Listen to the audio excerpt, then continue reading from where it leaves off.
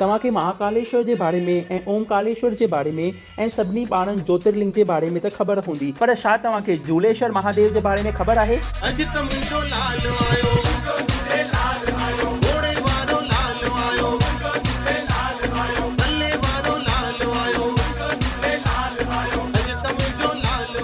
त अचो झूलेश्वर महादेव में था कयूं प्रवेश। झूलेश्वर महादेव हिकिड़ो चालीहे जे मंदर में ठहियलु शिवालो आहे, जिते सभई शेवादारी गॾिजी हिन शिवलिंग खे सींगारींदा आहिनि ऐं हिन जी आरती कंदा आहिनि ऐं भॻवान भोले जा भॼन ॻाईंदा आहिनि। त ॿिए दफ़े तव्हां चालीहे जे मंदर में अचो था त झूलेश्वर महादेव मां मथो ज़रूरु टेकजो। लाल साईं जे जोत जा दर्शन करे, अखो पाए, लाल साईं खां आसीस वठी, लाल साईं जो प्रसाद खाधो। तव्हां सभिनी खे हिकु निमाणी वेनती, अॼु जी कमेंट में जय झूलेलाल सां गॾु हर हर महादेव बि लिखंदा।